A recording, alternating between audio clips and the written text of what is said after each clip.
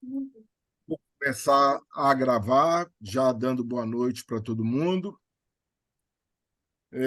Hoje nós temos a nossa terceira apresentação, muito centrado num texto do Michel Pollock, que é Memória, Esquecimento e Silêncio.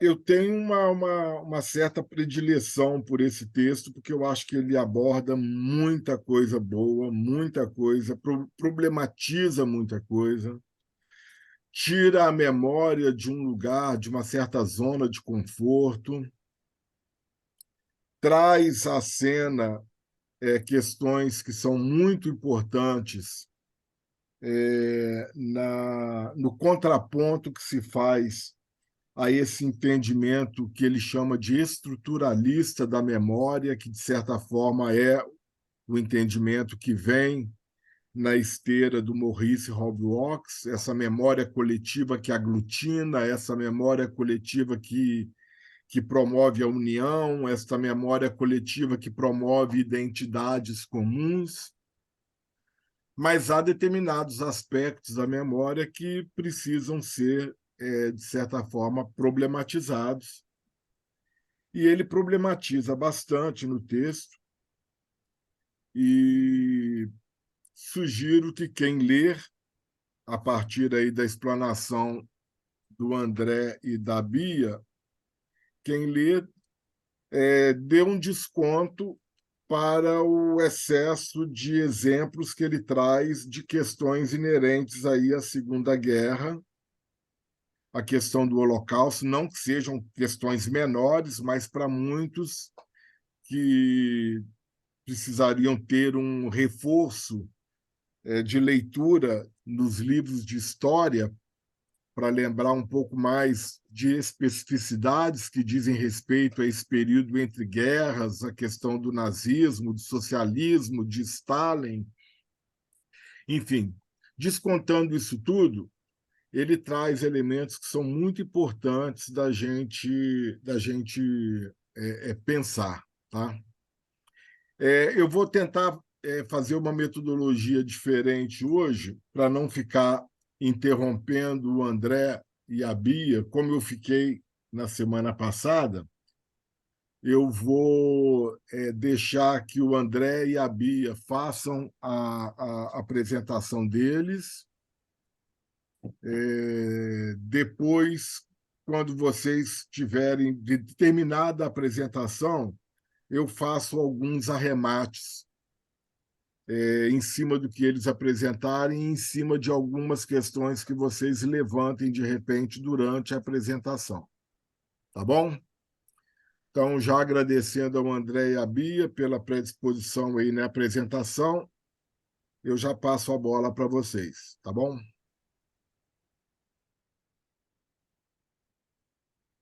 Vamos entender aqui como que eu vou colocar as coisas na tela para olhar vocês, olhar o chat, olhar tudo.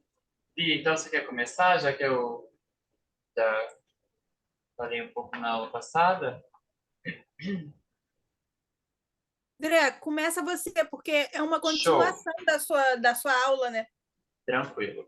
Bom, gente, boa noite. O pessoal que está vendo online também. Da chuva, né? E a gente vai falar hoje sobre memória, esquecimento e silêncio. O texto de hoje, ele tem uma pegada que o Antônio tenta conversar comigo há muito tempo. Eu acho que eu não tinha entendido até reler esse texto, que é sobre a memória não de um pressuposto bonito e sonho encantado de que a memória pode ser usada apenas como uma coisa boa, né?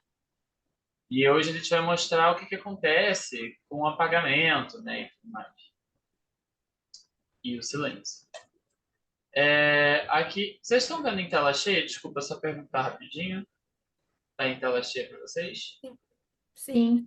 Ah, Então sim. tá bom, vou Ah, continuar. Então eu quis arrematar um pouco, porque o Pollock traz nesse texto um pouco da ideia do enquadramento que eu tinha explicado para vocês na última aula. Então eu trouxe aqui esse trechinho que faz: à luz de tudo que foi dito, pode-se colocar a questão das condições de possibilidade e de duração de uma memória imposta sem a preocupação com esse imperativo de justificação. Hoje a gente vai falar sobre silêncio, né? Sobre algo imposto. E eu acho que o enquadramento ele acaba que pode ser uma arma para o silêncio, né? Como eu tinha dito, tudo que está fora do quadro está excluído do foco, que é o que está no centro, né? E esse esquecimento, ele causa um apagamento histórico, né? Na sociedade em geral.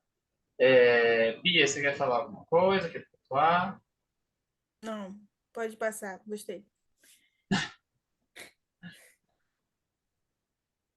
Bom, a gente vai falar. Vai. Manda ver, Bia. Eu gosto muito desse texto também, né? Como eles estavam pontuando, porque eu acho que quando a gente pega a visão do Pollack sobre a memória, a gente sai muito do que a gente aprende teoricamente e a gente começa a ver a realidade do lidar com a memória. O Pollack ele toca na ferida, né, das pessoas, né, da humanidade, e ele mostra a maneira individual de lidar com a memória, como o indivíduo lida com a memória, né? O particular de cada um com a sua própria memória frente às suas vivências. Eu acho que o Pollack lida muito bem com isso e ele traz isso diferente de muitos autores que ficam muito naquela teoria do bonitinho. Ah, a memória é uma coisa ótima, como o André bem pontuou. O Pollack ele traz essa vivência, como aqui na Memória em Disputa, que eu coloquei assim, esse tipo de memória se faz do contraponto entre o que é vivido e a vivência. E o que a gente conta do que foi vivido e o que realmente foi vivido. Aí aqui eu trouxe como exemplo, né, o Holocausto, os sobreviventes do Holocausto, e a gente tenta imaginar a memória em disputa como o que eles viveram dentro de um campo de concentração e o que eles trazem depois de saírem de lá, o que eles contam, o que a gente sabe sobre o que eles contaram, é uma memória que literalmente disputa entre o que eu vou contar do que eu vivi e o que eu realmente vivi. É uma escolha entre tocar naquela ferida novamente e trazer essa memória à evidência, ou eu guardo ela e trago só esse pedacinho aqui para a superfície novamente. Eu acho que se a gente pensar nos sobreviventes de um evento como o Holocausto ou como uma guerra, fica muito mais fácil da gente visualizar esse tipo de memória. É uma escolha entre abordar a totalidade do que foi vivido ou selecionar o que vai ser compartilhado e o que vai ser escondido, o que vai ser guardado. Essa é a memória em disputa. A gente quis trazer também, né, um pouco mais para a nossa realidade, assim como o Antônio disse, que muitos, e eu posso me colocar nisso, que às vezes eu dormi um pouco nas aulas de história, tenho que confessar, que às vezes essa realidade do Holocausto não nos atinge tanto, né? Não é muito da nossa realidade, não é muito do nosso dia a dia. Tem gato que fica aqui, aí eles vão derrubando as coisas do quintal, me dá um susto. Vamos lá.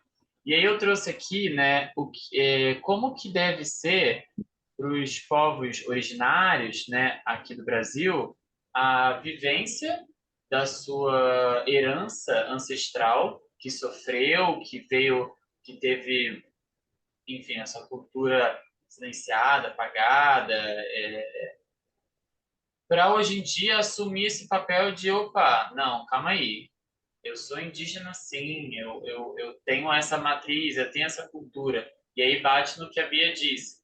É o que eu experimentei, é o que me foi contado, é o que todos contam, é o que todos explicam e essa memória fica disputando.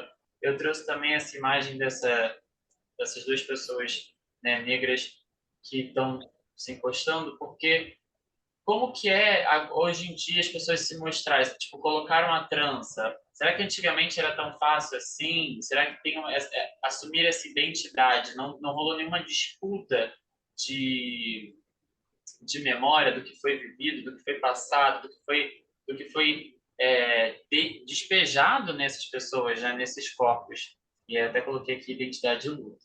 Espero que todo mundo tenha entendido essa parte. Aqui, ó, a Tamires fez uma pergunta. Vou puxar aqui rapidinho, tá, Bia? Não sei se... Vai. Também deve ter algum tipo de interferência na memória decorrida de trauma e problemas de saúde do período, né? Cara, trauma, Tamires, é um dos termos usados pelo povo. Bom que eu li sua pergunta, porque eu tinha pensado, eu fiquei assim, vou falar de trauma, vou falar de trauma, vou falar de trauma. Falei, não falei do trauma. Trauma é um dos termos que o Pollock aborda nesse texto, porque a memória talvez ela tenha ligação com trauma, né? Talvez não, com certeza, né? Então, às vezes, como a gente age com aquela informação, isso tem a ver com traumas vividos, com a memória de um trauma. Então, o Holocausto é um super baque, né, para as pessoas. A Priscila levantou a mão, Priscila. Por falar em trauma, né? A gente está falando aqui de uma coisa que a gente viu no Holocausto, mas tem também, por exemplo, o filme Encanto. O filme Encanto ele fala de um trauma geracional provocado por uma guerrilha que teve na Colômbia. E aí você vê como aquilo afeta a avó, que vivenciou diretamente, mas afeta também os filhos, que vivenciaram indiretamente, porque eram bebês e viram a mãe passar, e os netos, que também vivenciaram aquele trauma. Então, assim, um exemplo interessante dessa memória sendo passada de família, esse trauma também sendo passado, trauma geracional, é o filme Encanto. Eu super indico para o pessoal entender como é que isso possa passar de família. Essa memória traumática pode passar em gerações. Nossa, obrigado, Priscila, muito bom. É um bom recorte. A Silvia Helena colocou, né? Cada um consegue ressignificar ou silenciar outras, do Pollock, inclusive. E você estava dizendo? Não, trazer a questão do trauma leva a gente, né, a falar novamente do silêncio, que é um dos temas de hoje também, porque, como o Pollock bem disse, diante de uma memória de um trauma, de uma memória que é afetada pelo trauma, normalmente as vítimas, né, elas tendem a escolher não tocar naquela memória, apagar aquela memória, silenciar aquela memória, também pelos outros, por aquele grupo que rodeia, né? Aquela sociedade da qual ela faz parte, aquela comunidade, porque aquilo machuca não só ela, mas também machuca o outro. E aí é uma escolha de quem carrega a memória silenciá-la, para evitar que o outro se sinta magoado, se sinta dolorido. E aí a gente volta para a questão do silêncio, que nesse caso é um silêncio, é uma escolha, né? Silenciar essa memória. Vou passar aqui.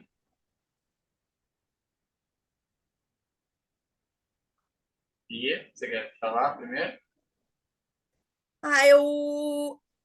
Eu amo essa questão da função do não dito, porque eu acho que muito da história do Brasil se faz assim, né? Não só da história do Brasil, mas de muitos países, muitas culturas, muito do que nos rodeia hoje se faz dessa função do não dito de justamente ensinar para a gente uma coisa enquanto a história real, na verdade, é outra, né? O quadro da independência fala muito sobre isso, porque nós somos ensinados que a independência foi assim, foi uma grande escolha dos governantes do país, que foi um momento muito bonito, um momento do qual a gente deva se orgulhar, não que não devamos, né? Afinal, aconteceu, mas em nada esse momento realmente reflete o acontecido e as condições por trás do que nos é contado. E essa é a função do não dito. O não dito, eu costumo dizer que é a memória que se mantém viva por debaixo dos panos, né? Hoje a gente sabe que a realidade do quadro da independência não existe, graças à memória do não dito, porque alguém manteve viva a realidade da situação que foi se passando de geração em geração, mesmo essa sendo a memória da grande massa, mesmo os monumentos dizendo isso, esse quadro estando lá exposto no Salão da Independência, no museu, e toda essa memória sendo passada, alguém contou a realidade, E a realidade da situação foi sendo passada de geração em geração, mesmo que ela não se sobreponha à grande memória de massa, que é o que a gente tem aí sobre a independência do Brasil. Obrigado, foi bom falar. Assim, a gente pensou a gente tinha pensado em várias coisas, né? Mas esse quadro é muito icônico, né? Estava estampado em todos os meus livros de história tinha esse quadro. E é o que ele fala no texto, né? Ele coloca assim: esses exemplos têm em comum o fato de testemunharem a vivacidade das lembranças individuais e de grupos durante dezenas de anos e até mesmo séculos, opondo-se à mais legítima das memórias coletivas, a memória nacional. Enfim, ele continua, né? Mas é isso, a gente fica revendo isso até se tornar um fato, até se tornar a única realidade possível. Assim como, por exemplo, as cores das pessoas, né? A gente falou sobre o... Ai, meu Deus, me fugiu. Machado de Assis, que ele normalmente aparece em preto e branco nos livros, né? E aí você fica assim, e aí? Cleópatra, enfim. Como essas coisas são passadas, a gente vai vivenciando essas pessoas, esses personagens, né? E vai se criando um esquecimento, um silêncio. Bom, a gente trouxe aqui para falar sobre perspectivas construtivistas.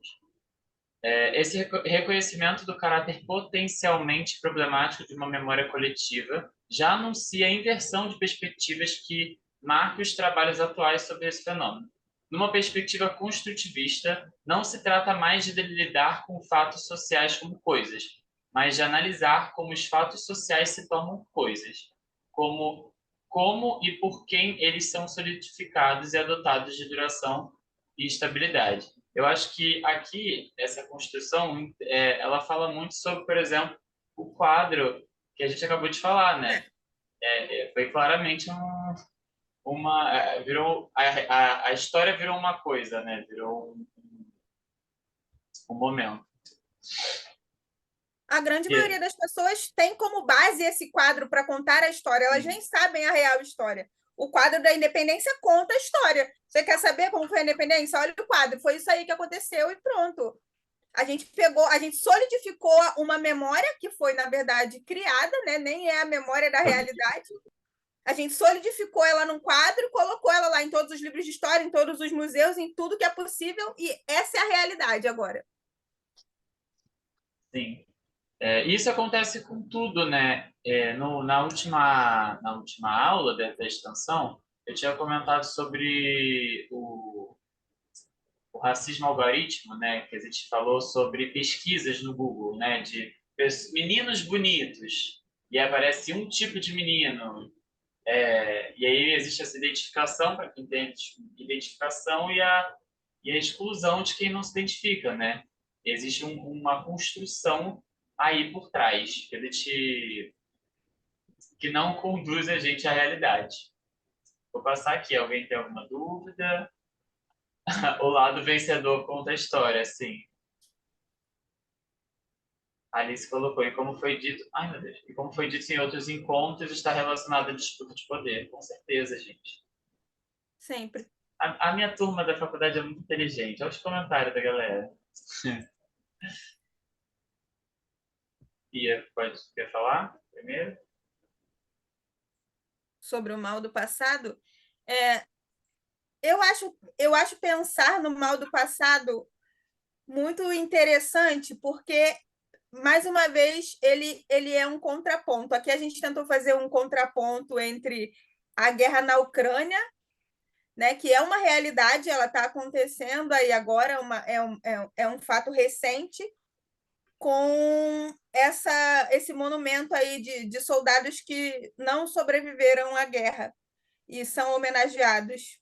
O mal do passado me remete muito a esse contraponto de aqueles que viveram a guerra, estavam lá no cenário de guerra, nas trincheiras, quando eles saem desse cenário, eles querem esquecer o que foi passado ali.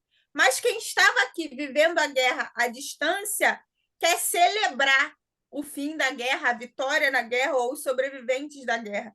E aí a gente tem aquele contraponto entre uma sociedade que quer esquecer uma memória e uma sociedade que quer exaltar uma memória.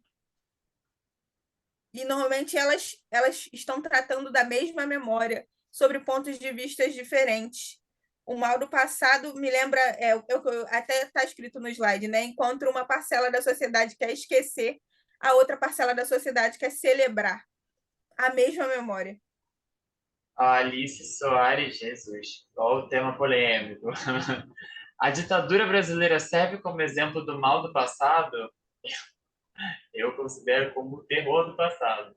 Então, Mas eu acredito que aí vai depender da... Não sei, posso estar falando besteira. Eu acho que vai depender muito de que bolha você tá. Vamos falar assim, né? Que são termos usados. Para algumas pessoas, estátuas, por exemplo, estátuas de militares, que foram, na verdade, torturadores. torturadores, vão ser um exemplo de ícone, vai ser um marco importante. Mas para outras pessoas, talvez morar numa rua onde tem o nome de um cara que, na verdade, foi, sei lá, um grande de um assassino, não seja confortável se ela se atentar, né? Enfim, eu acho que vai do individual aí, de cada um e de onde essa pessoa está inserida. Eu acho que tudo depende é o que você bem falou, tudo depende do seu ponto de vista, como você enxerga essa memória. Para alguns, a ditadura foi um grande momento, nossa, era os militares mostrando sua força e seu poder ali sobre o governo, né? E para outros, como a grande maioria, assim, esperamos nós, foi um grande absurdo, né? Um grande silenciamento da liberdade de expressão da população. Tudo depende de que lado da história você está e de que lado da história você escolhe apoiar, né? Como disseram aí no chat, sempre quem conta a história é o lado vencedor. E aí, no caso da ditadura, a gente se pergunta até hoje quem venceu, né? É por aí, afasta de mim esse cálice. Bom, vamos lá. Silêncio e ressentimento. Você quer falar, Bia? Começar? Pode falar, pode falar. Bom, vou dar uma lida no que a gente separou, porque eu achei muito importante, porque fala muito. O Pollock fala por si só. É um bom texto, gente. Eu realmente recomendo. O longo silêncio sobre o passado, longe de conduzir ao esquecimento, é a resistência que uma sociedade civil impotente opõe ao excesso de discursos oficiais. Ao mesmo tempo, ela transmite cuidadosamente as lembranças dissidentes nas redes familiares e de amizade, esperando a hora da verdade, da retribuição das cartas políticas e ideológicas. Aqui eu acho que ele fala muito com a gente, né, nesses últimos anos que a gente viveu, né? Fala muito comigo, por exemplo, quando o casamento homoafetivo está sendo discutido, né? Se deve ou não ser mantido, sendo que é um direito que já está aí nosso, né? Então, trazem coisas, trazem pontos que de uma realidade oficial, né? De que outros países são diferentes, mais, ou trazendo religião no meio para silenciar, para oprimir, para trazer à tona uma verdade que na verdade não é totalitária, né? Não fala com todas as pessoas, né? Eu acho que aqui, nesse tópico, a gente sai daquela questão de que parece que é sempre o Estado tentando silenciar a sociedade ou o Estado tentando moldar a sociedade, e a gente entra num tópico em que é a própria sociedade contra a sociedade. É uma maioria tentando silenciar uma minoria tentando não ser silenciada e lutando para ter os seus direitos aceitos e ser tratada de forma justa, né? Aqui a gente deixa de ter um poder maior tentando silenciar a sociedade e passa a enxergar a sociedade lutando entre si, o que é absurdo duas vezes. É muito complicado, né? Que acaba que eu não sei se vocês já fizeram pesquisas sociais, né? Acho que todo mundo aqui pelos textos de interesse na disciplina já já teve esse contato, né? A memória é uma é uma área transdisciplinar, mas muito agressiva, né? É uma luta, para quem gosta de lutar, né? E eu não sei se todos já tiveram isso, mas chega um ponto em que a força dominante ela é tão incisiva com as suas verdades que você acaba se perguntando, mesmo tendo certeza, você se pergunta assim, "Gente, mas será que tá certo isso? Será que eu tô no lado certo?" Eu não sei se vocês já tiveram isso, mas eu já pensei algumas vezes, falar, gente, acho, não, tá errado sim isso, né? A Isabela Martins. A evangelização dos povos indígenas entra como uma forma de silenciamento? Olha aí, ó. O Antônio deve estar se coçando, eu tô vendo ele ali, ó. O Antônio tá só escrevendo assim, ó, desesperado. Olha, eu acredito que sim, Isabela. Não só silenciamento, como um trabalho construtivista de apagamento, né? Isso aí. Eu ia falar a mesma coisa. A gente falou sobre isso, sobre esse trabalho, essa perspectiva construtivista de apagamento. E hoje a gente toma, como a Tamires falou, a gente tem que tomar cuidado para trabalhar esse tema pensando nos traumas que foram gerados.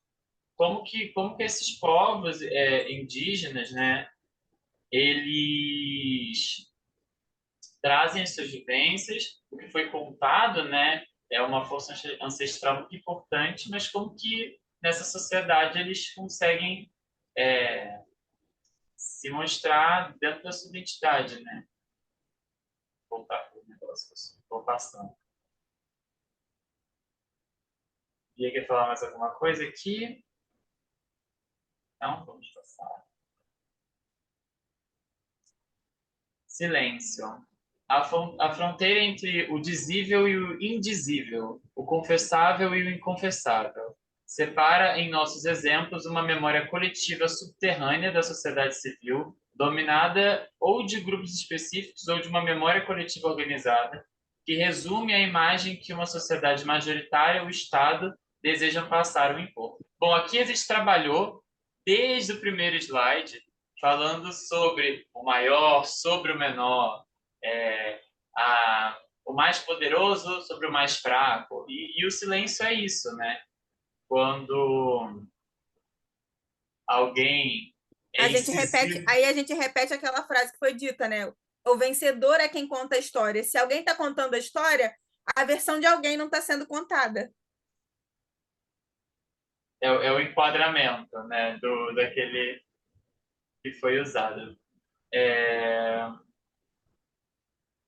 Sai aqui, próximo. E se quiser, fica à vontade. Acho que a gente já tocou nesse ponto, né?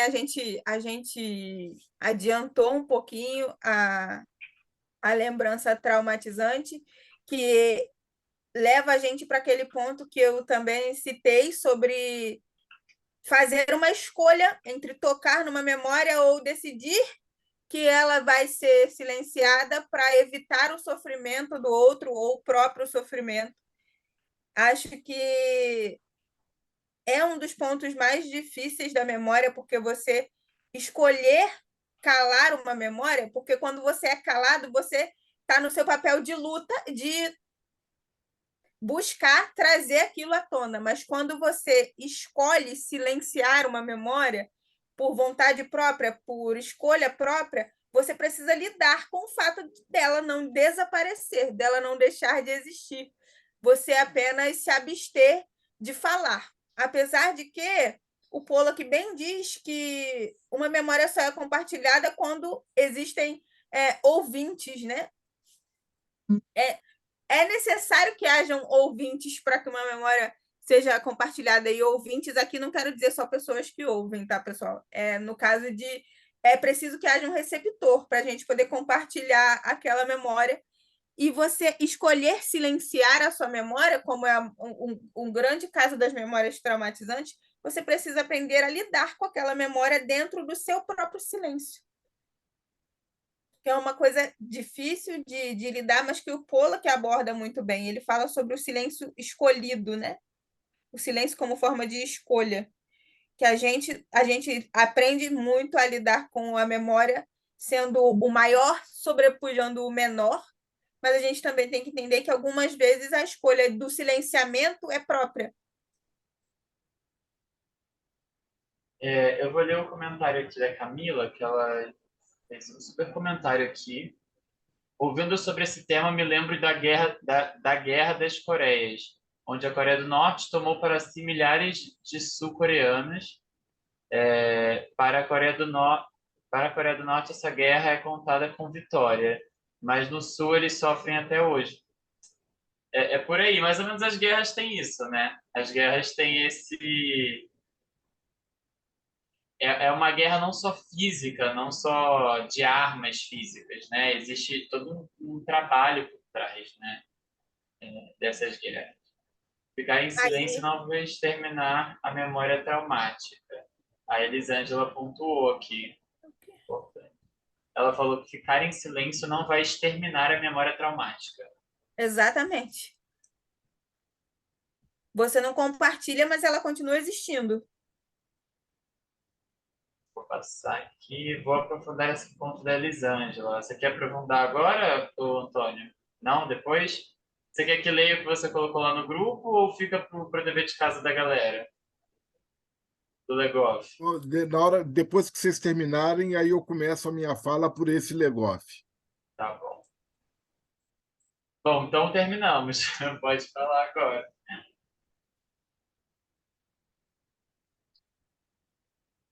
Beleza. Obrigado, André. Obrigado, Bia. Pode só parar o compartilhamento, por favor, André, para eu ver Posso? vocês, Sim, senhor. para a gente se ver. Agora que ficou, que são elas? Deixa eu só me achar aqui no Zoom. É aqui em cima, olha. Ah, gente, eu apanhando da tecnologia. Joia. Foi. Bom, pessoal, então depois o André e a Bia vão disponibilizar a apresentação. O André bem percebeu e bem disse que eu estava me coçando para poder falar um pouco, mas hoje eu vou ser um pouco mais econômico. Eu estou vendo a Brenda daqui, tadinha. A Brenda está no fundão até essa hora e eu vou ser rápido para a Brenda poder ir embora. Eu estou comovido com a Brenda, estando lá na Letras ainda, esperando acabar para ir embora. Eu sugiro que vocês visitem este texto do Pollack, tá? Sugiro mesmo. E para quem quiser se aprofundar mais um pouco, eu também sugiro que vocês possam, em algum momento, ter acesso a esse livro do Legoff, História e Memória, cuja foto eu passei aí para vocês de um dizer, uma epígrafe que está Não aqui vou pegar neste o meu, não, livro. porque está longe, mas eu também estou com ele aqui. E tem também um outro livro, este é mais denso, exige alguma reflexão, alguma leitura prévia, do Paul Ricoeur, A Memória, a História, o Esquecimento. A memória, a história e o esquecimento, e história e memória. Obviamente, aqui no curso, não é proposta da gente se aprofundar, mas são duas leituras consideradas praticamente obrigatórias para quem pretende se aprofundar. Tá?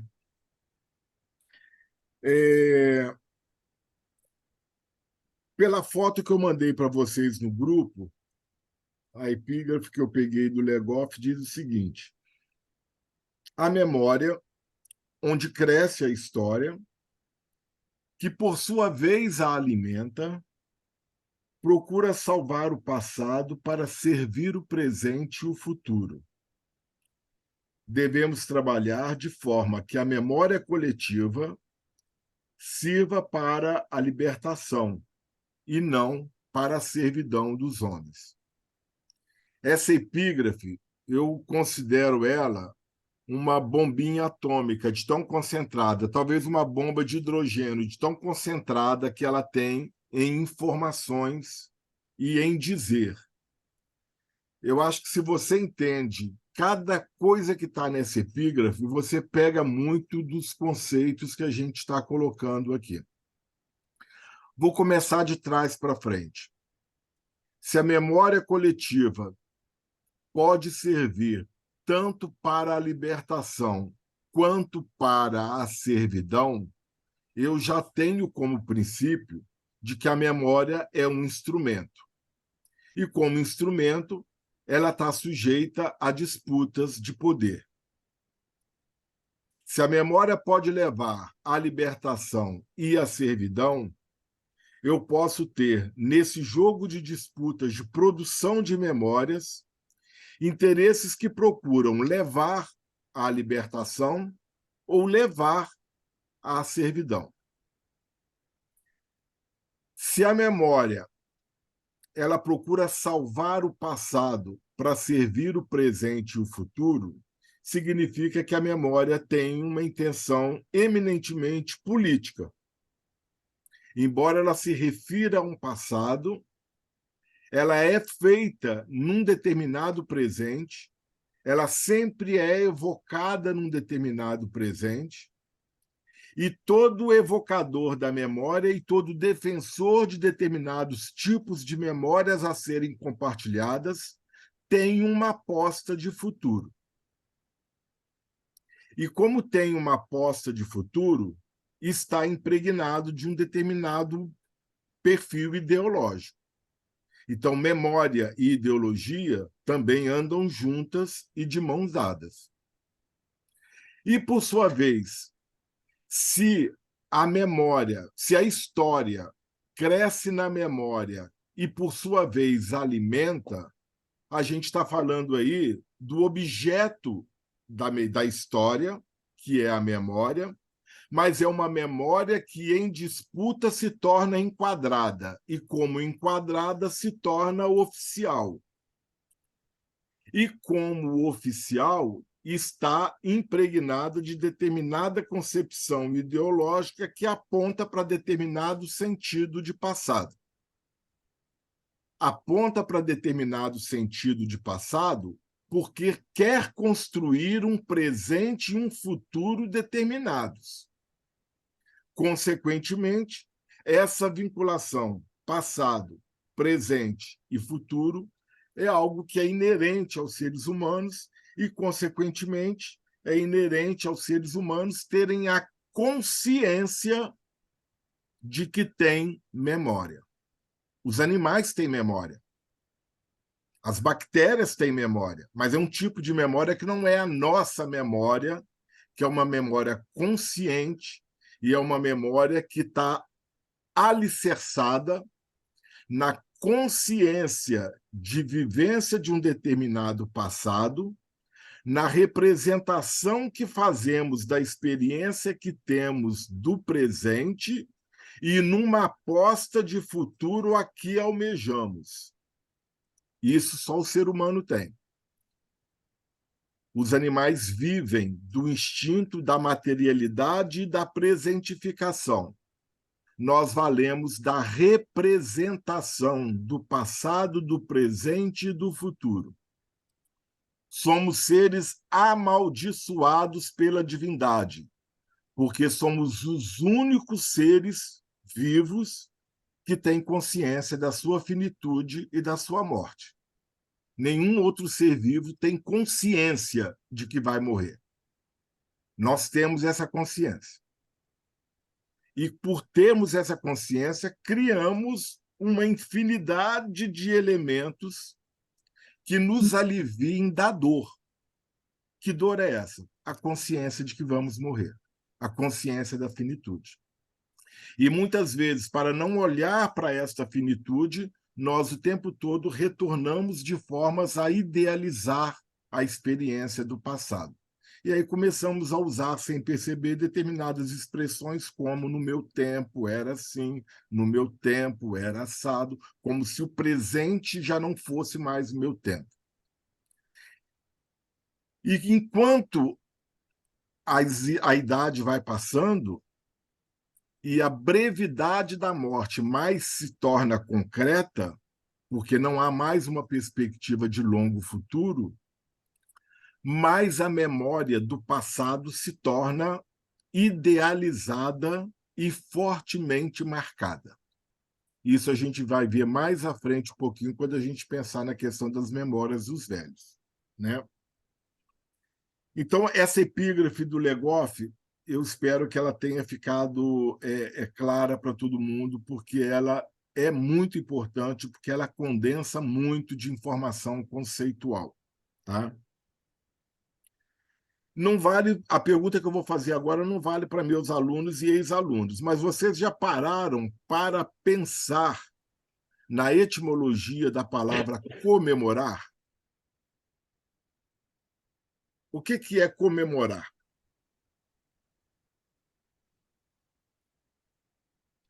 Já pararam para pensar que na palavra comemoração existe aí o comemore ação, ou seja, o ato de lembrar junto.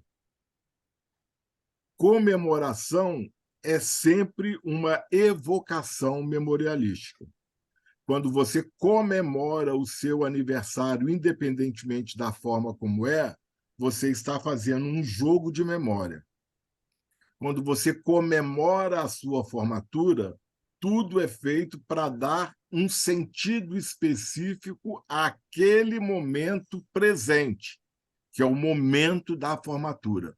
E tudo é feito para fazer você formando e os seus convidados lembrarem do processo.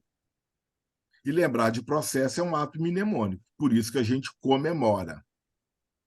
Então, comemoração, ato de memorizar ou de evocar uma memória em conjunto, né? A Alice está dizendo que a cabeça dela está assim nesse momento.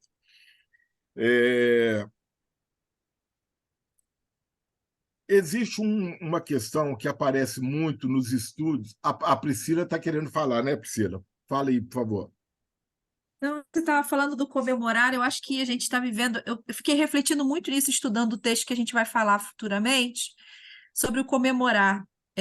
As pessoas não lembram mais do aniversário das outras.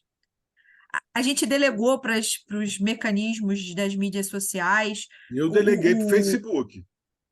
a tarefa de lembrar, de memorar os aniversários. E assim, se o Facebook não lembra, ninguém mais lembra. Eu achei isso uma tragédia tão grande, mas tão grande.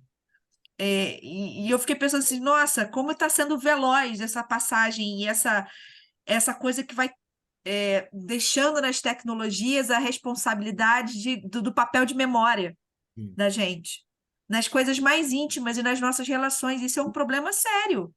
Porque, assim, daqui a pouco, assim, eu já particularmente não sei o telefone de algumas pessoas e agora não sei os aniversários. Eu só sei quando me lembram. Eu Eu vou acho isso deixar, meio trágico, socialmente falando.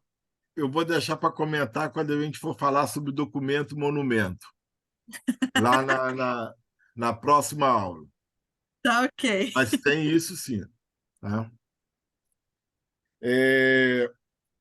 Existe um autor chamado Henri Bergson, que nós não vamos ver no curso.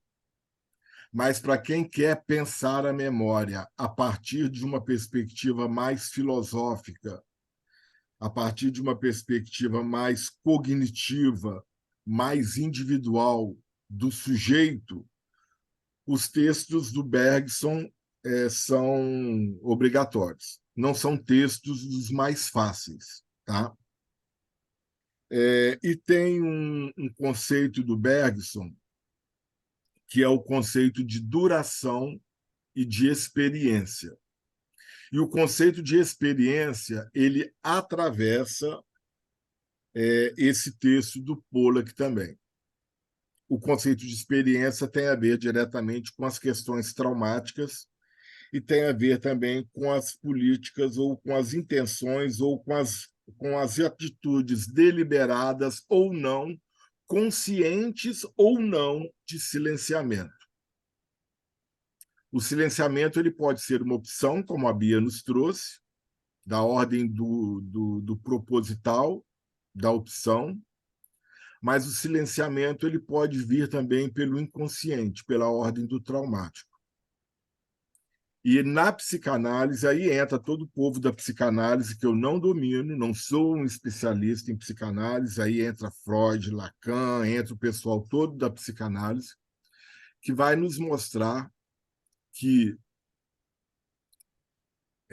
no processo terapêutico de revisitar e de narrar a experiência vivida, eu promovo uma certa elaboração de experiências tão fortes que o meu organismo e a minha psique, numa intenção de me salvaguardar, bloquearam.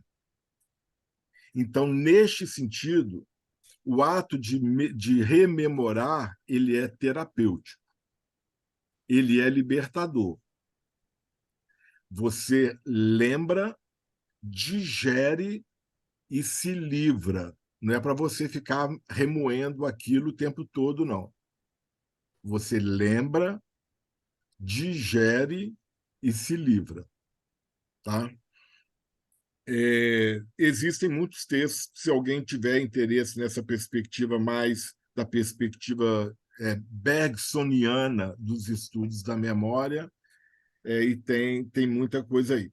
E no que foi falado também, no final desse texto, para quem quer essa perspectiva do narrar e do discurso como terapia, como terapêutico, ele vai falar justamente sobre essa perspectiva das histórias de vida e como que nas histórias de vida, quando o entrevistado está narrando a sua experiência vivida e dando um sentido a ela, ele está elaborando num presente uma ressignificação do vivido.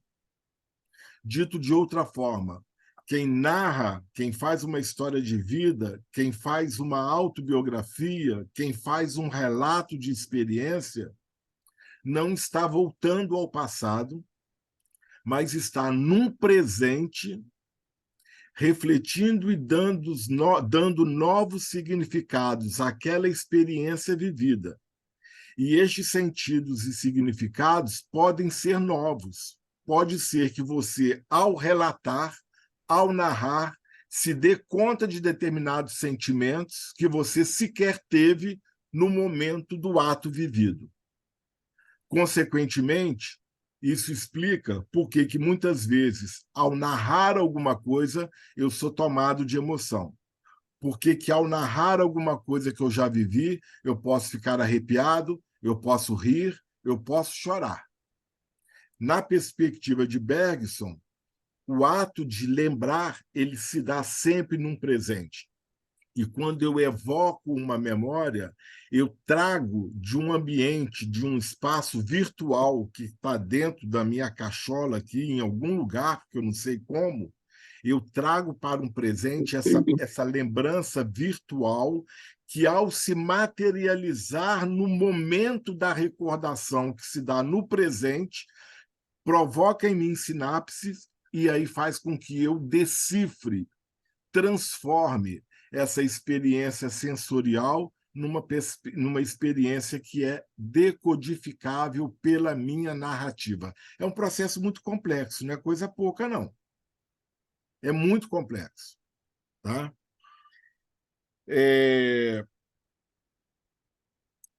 Para a gente não cair numa historiografia republicana que sempre desconstruiu e desmoralizou o nosso império, mas também não vou fazer apologia do império, a gente tem que lembrar que todos os quadros do século XIX que tratam da construção dos Estados-nação acentuaram nas tintas. Napoleão é sempre maior, mais bonito e mais forte do que era, na verdade. E Stalin era mais magro e mais forte do que era, na verdade. os líderes nacionais, a República, a representação da República como uma mulher, com bandeira, com seios de fora, isso tudo faz parte de uma determinada ordem histórica que deve ser sempre considerada quando a gente olhar para qualquer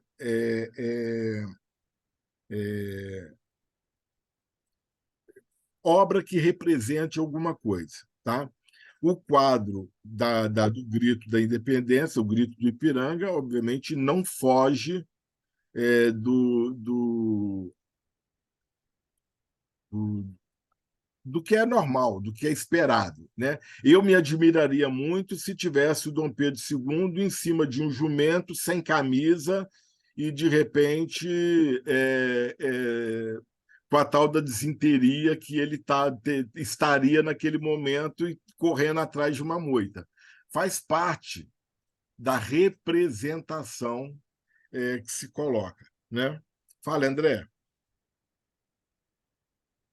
Você comentou sobre como esses quadros eles eram alterados, né, modificados, e a gente não está muito distante disso, não. Vamos abrir nossas redes sociais. Quem de nós mostra o pior? A gente não é um personagem. Esses dias eu estava A até gente cria comentando com uma uma amiga representação. minha. A gente, o tempo todo, aquilo que eu falei da identidade ser sempre construída na interação com o outro, a gente joga com a construção identitária, querendo fazer com que as pessoas pensem que eu sou o que eu quero parecer ser. Isso tem um jogo. Né? Tem um jogo. Esse final de semana eu estava com uma amiga. E vocês, não sei se vocês sabem, talvez não saibam, eu gosto muito de lamber prato depois que eu como sobremesa. E eu estava lambendo o prato da sobremesa que eu comi na casa dela. Ela falou que ela ia tirar uma foto e ia mandar para os meus alunos verem quem eu sou. Talvez vocês se espantassem de me ver lambendo um prato de sobremesa, porque não faz parte do jogo de interação social que norteia as nossas relações esse tipo de arroubo que eu possa ter. Né? O lugar social de professor, o lugar social de aluno, o lugar social de psicólogo, o lugar social de médico, né? Faz com que a gente já comece a interação munidos de determinadas questões que já estão na nossa memória. Quando eu me sento diante de um médico e ele começa a me fazer uma série de perguntas, como é que se chama esse processo na consulta médica? Quando o médico começa a te perguntar um monte de coisa? Anamnese. Anamnese. Já pararam para perceber que na palavra anamnese tem memória escondida? Anamneses. Amneses aí, mnemosine. Quando você faz a anamnese com o seu médico, ou quando o seu médico está fazendo a anamnese, ele está fazendo um histórico seu. Ele está vendo seus parentes, seus antepassados, as doenças pré-existentes, as doenças nas famílias e tudo, blá, blá, blá, blá. Está lá numa anamnese. Isso aí tem memória escondida também na palavra. Né? Pergunto eu, qual seria o mal do passado? O Pollack não diz, não, mas eu estou Não perguntando. deixar ele no passado. Qual seria o mal do passado? O mal do passado é não deixar ele no passado. O esquecimento é necessário para seguir em frente. Se o esquecimento é necessário para seguir em frente, por que a gente está lembrando aqui? Por que a gente está fazendo esse curso, inclusive? Nem sei. É como diz aquela epígrafe que eu gosto tanto, onde a história insiste em colocar o passado. No passado, a história cria o passado. A memória gosta de trazer o passado de volta ao presente. Eu vou começar a pedir alguém para fazer uma coletânea das postagens da Tamires. Ela falou que esse papo está fazendo um triplex na cabeça dela, tá? Será que o mal do passado não é o fato da gente sempre pensar nele, mas ele ser irrecuperável? Ele ser inatingível? Alguém consegue voltar ao passado? Existe alguma maquininha que nos permita voltar ao passado? Né? Deixa eu ver o que a Alice está escrevendo aqui. A neuropsicopedagogia valoriza muito a anamnese, busca a origem de tudo. Sempre olhamos o passado, as memórias dos pais para compreender o presente. Alice, o que acontece é eu vou problematizar essa questão do passado. Tem alguns textos aí que dizem que a gente deve estudar a história, a gente deve conhecer o passado para entender o presente e não incorrer nos mesmos erros do futuro. Concordam com isso? A gente já ouviu falar isso. Precisa de ter mais publicação sobre o Holocausto? Precisa de ter mais publicação e mais filmes sobre o que a extrema-direita fez no mundo nas primeiras décadas do século XX? Precisa de ter mais livros, ou mais filmes, ou mais sei lá o quê, para mostrar o que o Estado socialista de Stalin fez, dizimando parcela significativa da população russa ou dos países limítrofes à Rússia no processo de... Ora, não é por desconhecimento do passado que a gente está vendo o que está vendo.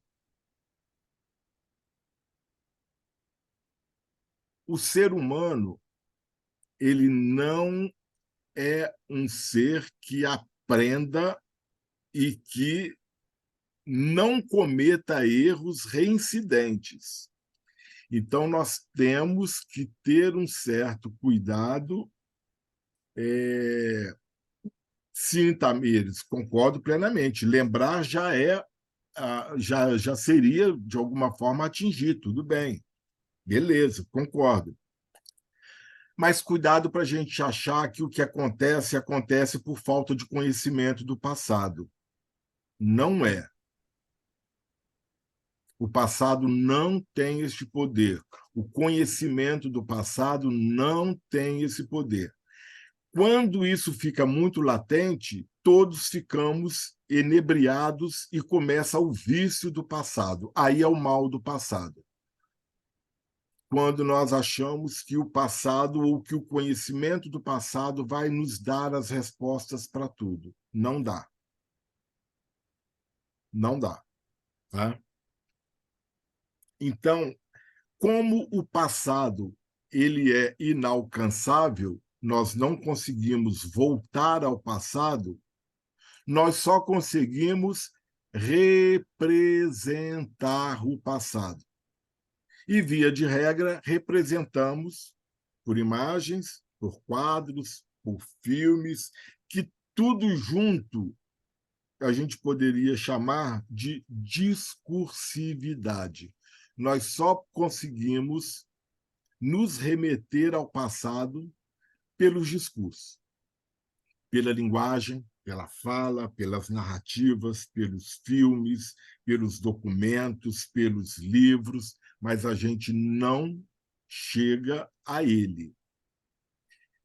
E como é um lugar de representação, porque ele é inalcançável, ele é um lugar de disputas. E aí entra o que a gente está ouvindo tanto falar hoje em dia, que são as disputas de narrativas.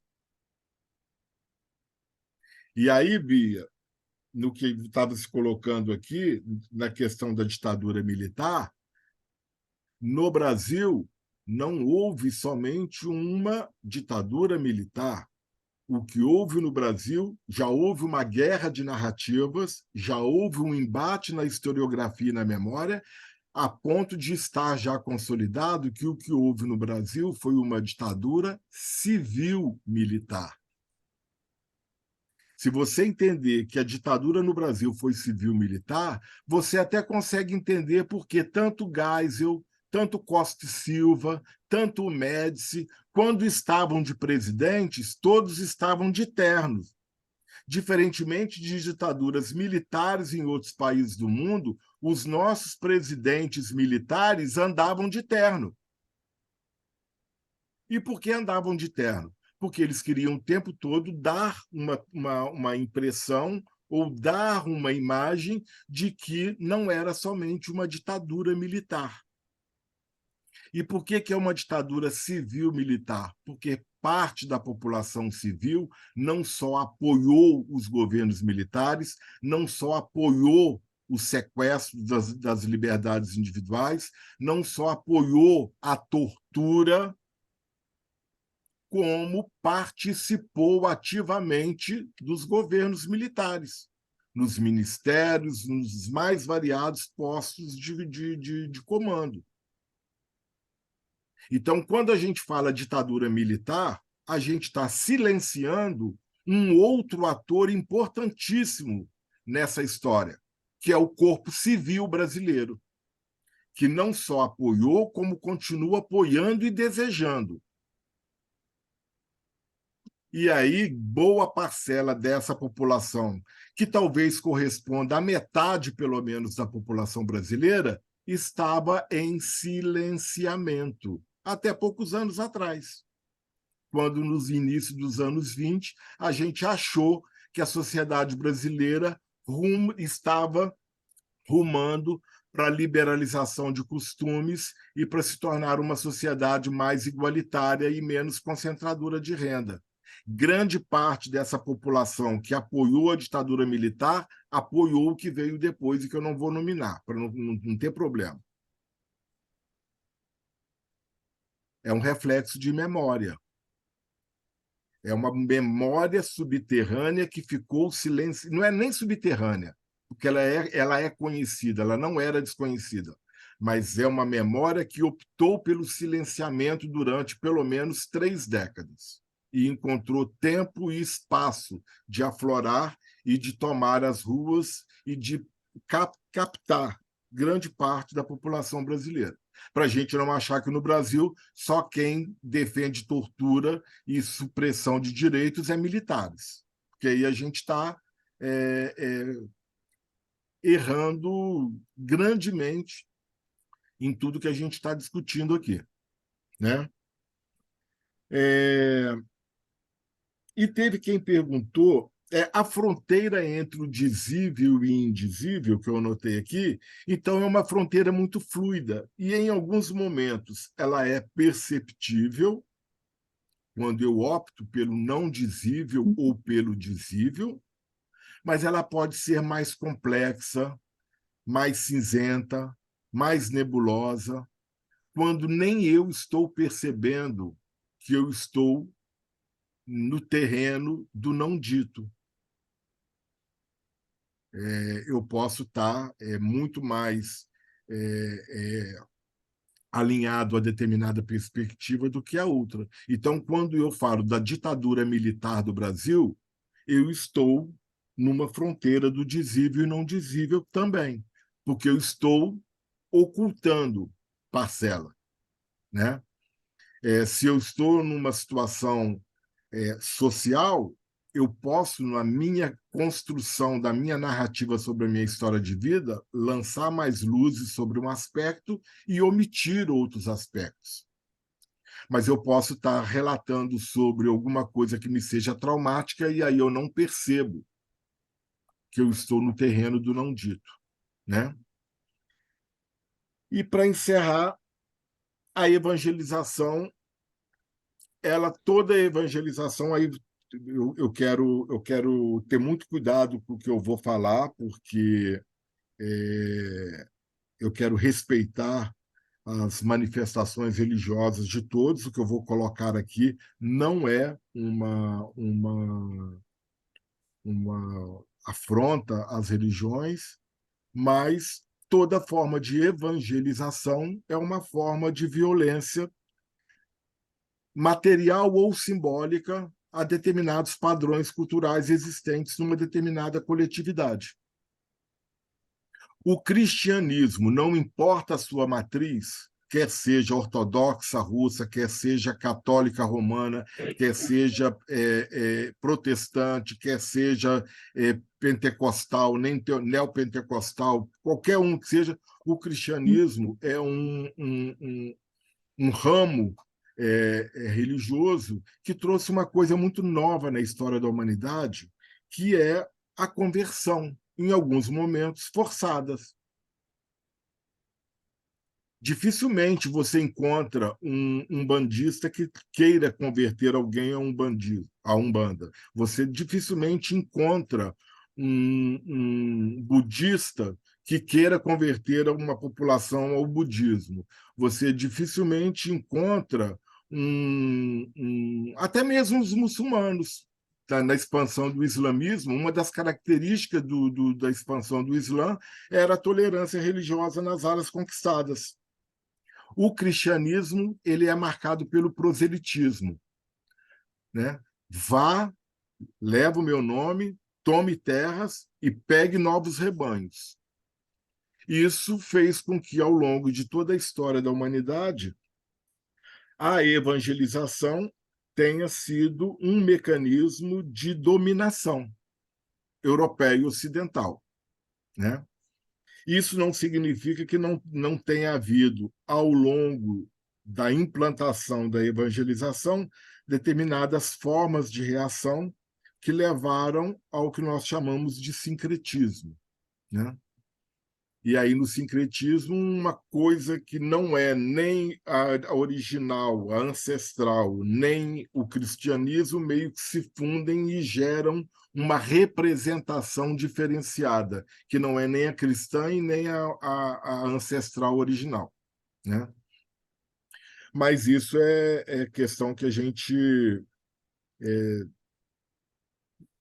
não vai dar conta aqui mesmo, porque se entrar no fenômeno das religiões se torna algo mais complexo ainda, e nem eu tenho cabedal para isso. Mas as manifestações de imposição religiosa são, sim, formas de silenciamento e de, ao longo da história, e eu estou falando da história, a conversão era a condição para você continuar existindo e não ser queimado. Isso não é pouca coisa, né? Não é pouca coisa. E aí se cria, obviamente, uma série de ressentimentos, né? Os mouros, os novos cristãos novos, ao longo da história aí dos séculos XV, XVI, os autos de fé, todo um terror que foi implantado em nome das religiões. E não foi só o lado católico, não. Tá? O católico gostava de queimar, mas os protestantes gostavam de enforcar, para não ficar parecendo que era só os católicos que matavam, né? Então, é uma história muito triste. Eu acho que não vale a pena ficar remoendo lá atrás, mas, ao mesmo tempo, tem que se ter muito cuidado com as novas configurações de doutrinação que, pelo fato de se tornarem mais humanizadas, não deixam de ser doutrinação e, consequentemente, de sobreposição de padrões memorialísticos sobre outros, muitas vezes ancestrais, né? Pronto, falei. Falei muito? Tá leve, Antônio? Tá se sentindo mais leve? Eu tava vendo você anotando, desesperado. Eu falei, gente, o Antônio vai falar. Todo Tô mundo me colocou o sentindo. nome no chat, gente. Desculpa, Bia, só para a gente bater nessa tecla, porque é importante A para Wanda a está dizendo que sai presença. da aula hoje com o cérebro saindo fumaça sobre a construção da memória histórica. Sai fumaça, às vezes é bom, Vânia. Toma um Vânia, quando banho, você, toma uma cervejinha gelada, um Vânia, suco quando você me gelado. vê lá no sujinho, você chega e eu tô tomando meu café e você fala, André tá com uma cara. Eu tô lendo esses textos, Vânia. É isso que acontece. Esses dias eu sentei com a Alice, com ela e com o Lucas, com a Vânia, a Alice e o Lucas, eu falei, gente, é muito cansativo. Porque você vai pensando, vai pensando, vai pensando. É complicado. Mas, assim, para vocês terem uma ideia, tudo que a gente falou hoje aqui, e é por isso que eu incentivo muito, e não tenho essa perspectiva quantitativa, não. Se a gente consegue fazer uma boa conversa de um único texto, já está valendo. E olha que a gente não deu conta do texto todo, a gente pinçou algumas partes do texto, né?